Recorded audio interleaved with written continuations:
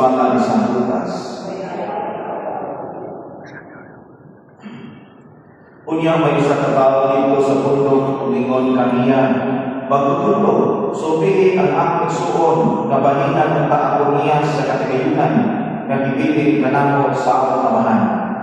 Si Jesus ikubagan niya, kundo, kinsa may naghatag kanako katuhon sa pag-usay o pagpapangin sa katigayunan kali kahinuhan.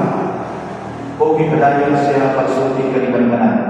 Pagbantay ka mo o gikahin mo ang sa kako, kaya ang inuhod na kinabuhi sa tao wala niya sa mahutang na iyang ibuktan, bisan unsa pa siya kanato. Unya isugidon si Jesus kanila, ining sa binaya, dahil sa kanato mamayupa na mahayo ako, na malanong siya, wala na ako'y kabutangan sa tanan kong kapon, unsa may akay kong haton, kini mao ang akong haton, mingon siya sa iyang magalingon. Kupon ko ang akong kamali o magtukod ako labi pagdako. Diin akong tibumon, unya ang akong o ang uban kong mga kaptangan. Unya ingon ako sa kong kalingon, nagpapalaran ni ulo, anak kanimo ang kanang mga utang, na imong gamitinangan alang sa daghang kapigan. Pagpahayanan na lang, kahon, inom o pag-ibay, apan ang Diyos niyon kaniya, oy bungang, niini kayong kaliuna, ikaw umamatay. Unya, kinsa may makapalakihan niya ng kanang-utang ay mong ipinitong alang sa iyong kabalimon. O itapos si Jesus Panginoon. O kini ang may tapos kanina, na magtigong o mga bahandi alang sa iyong kabalimon, apan dili nato sa kubahan sa Diyos. Ang Ebanghelyo sa Ginoo.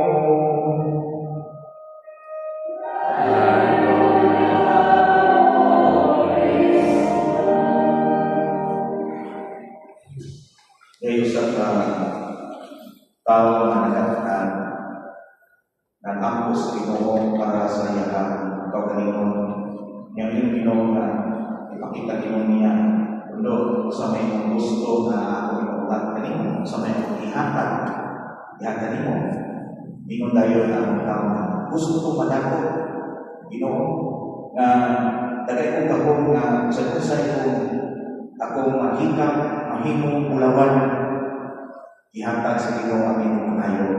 Oto may ilistingan ang mga kahon ikan sa Ginoo, na usay niya mahikap, mahimong ulawan, mahimong gold. Huwag utos siya utahon sa bayabas, na himong gold ang utahon. Bukas daw ay naganan ay prutas, na himong gold ang prutas. O kahon siya, mahimong gold ang buktan ng usahan. O inom siya, mahimong gold ang maong tubig.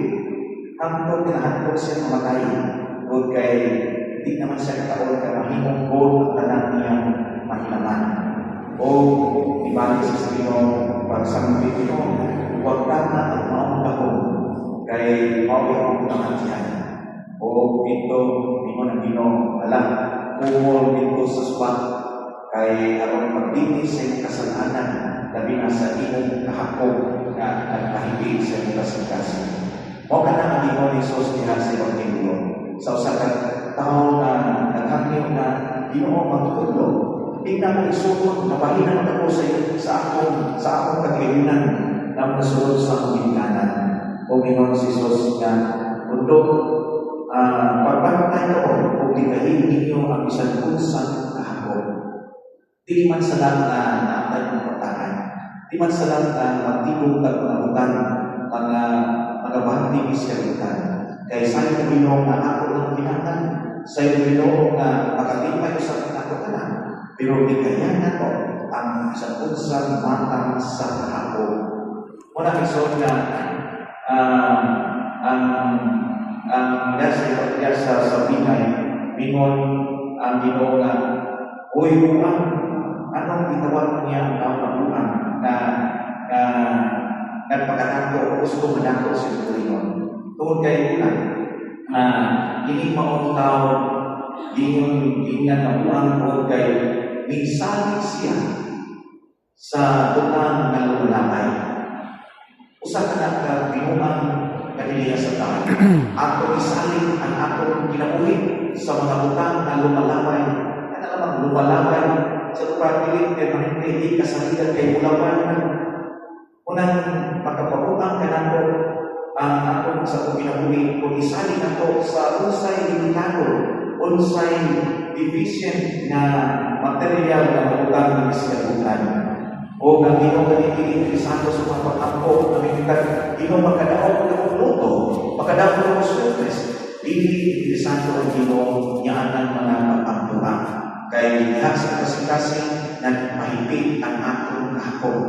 Kay uso magkutuit siya ang dako ang pahandi. Pagkuyo ko ng pahandi o dako, muna yung siya ng mga uyang sa atong kagalingon. Ya, orang daghan kayo na alitaw mo na ako, ito ang kinaiyak mo, madako na. Kung kayo, pwede usok mo yung kwisa ang damo ng mahandi. Ikaduhan na rason na gitawag niya ko, uyuan. Kung kayo, hindi mo ang tao is very selfish. Kagaling mo ng itanaw.